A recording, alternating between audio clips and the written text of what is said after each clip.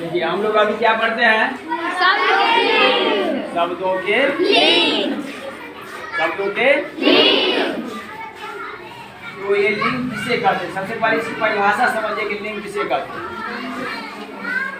तो लिंग हम उसे कहते हैं जो संज्ञा या सर्वनाम क्रिया के जिस भाव से किसी व्यक्ति, वस्तु, स्थान की जाति का बोध होता है। जाति मतलब वह स्त्रीलिंग है या पुल्लिंग। स्त्रीलिंग है या पुल्लिंग। यानी कि जो भी शब्द है, जो संज्ञा है या सर्वनाम है, क्रिया है, संज्ञा सर्वनाम क्रिया का जो भी कोई शब्द है, उस शब्द के का रूप क्या है, यानी वह उसका भाव क्या है, उसकी जाति क्या है। तो उस जिस शब्द से हमें किसी संज्ञा सर्वनाम या क्रिया के जाति का बोध होता है, उसे हम क्या कहते हैं? लिंग। क्या कहते हैं? लिंग। अब लिंग का जो है तो दो भेद है। लिंग का क्या है? दो भेद। यानी कि संसार में जो भी वस्तु है, चाहे वो सजीव है या निर्जीव है, सजीव है या निर्जीव है, उसमें दो रूप होता है। एक होता है स्त्रीलिंग, एक होता है पुल्लिंग। हिंदी में ऐसा माना गया है कि संसार में जितना भी वस्तु है, चाहे वो सजीव है या निर्जीव, क्या है? दो। एक स्त्रीलिंग है और ये पुल्लिंग। और तीसरा क्या चीज रह जाता है? तो भावना।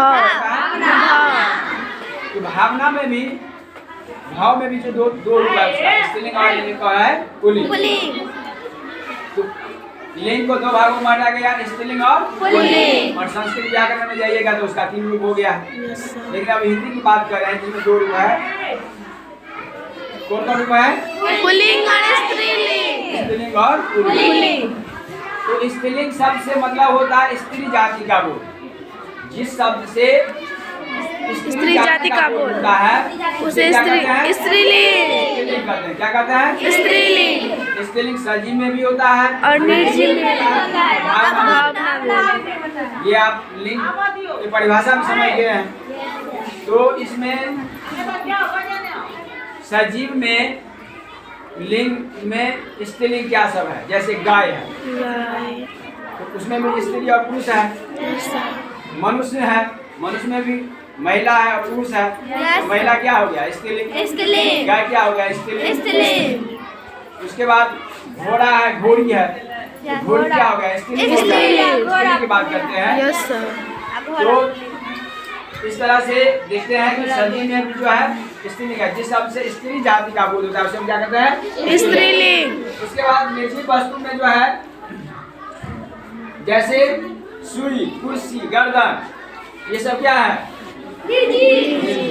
ये क्या हुआ? स्त्रीलिंग है। क्या ये? स्त्रीलिंग। उसके बाद है भावना। भावना में जैसे लज्जा है, बनावट, ये सब क्या है? स्त्रीलिंग। अब पुल्लिंग की बात करते हैं। तो पुल्लिंग जो होता है जिस शब्द से पुरुष जाति का बोध होता है। किससे होता है? पुरुष जाति का बोध होता है।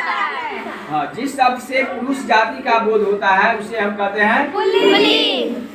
तो पुरुष जाति सजीव में भी है, निर्जीव में भी है, भावना में। ऐसे शब्द है जो भावना में, भाव में जो पुरुष का बोध करवाता है।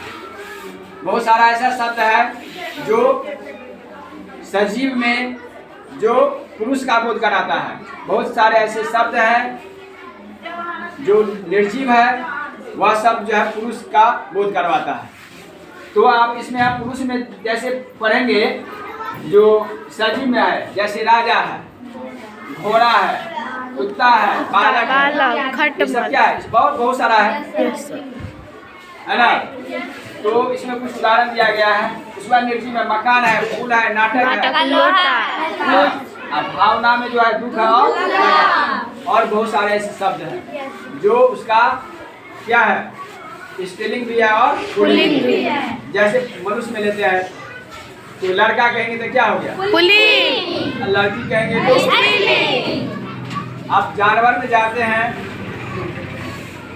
गाय कहेंगे तो क्या हो गया? सांड कहेंगे तो पुल्लिंग। घोड़ा कहेंगे तो पुल्लिंग घोड़ा, घोड़ा पुल्लिंग हो गया। घोड़ी कहेंगे तो स्त्रीलिंग। है ना। इस तरह से हर चीज में स्त्रीलिंग और पुल्लिंग होता है। ठीक है। अब आगे हम जानेंगे कि बहुत ऐसे शब्द है जिसको हम कैसे पहचान लेंगे कि ये स्त्रीलिंग है या पुल्लिंग। ये तो हम जान गए कि मान लीजिए कि लड़का है तो पुल्लिंग और लड़की है तो स्त्रीलिंग। लेकिन अंग्रेजी में बहुत सारे ऐसे शब्द हैं जिसका उसको देख करके आप जब तक आप उसको नियम मालूम नहीं रहेगा कि स्त्रीलिंग का क्या नियम है, पुल्लिंग का क्या नियम है, तो तब तक उसको आपको पहचानने में समस्या होगी। तो आगे हम इसको जानेंगे कि स्त्रीलिंग की क्या पहचान है और पुल्लिंग का क्या पहचान है, इसको अगले रोज में बताएंगे। ठीक है ना। इसको आप लोग इसको याद करके और लिख करके लाएंगे।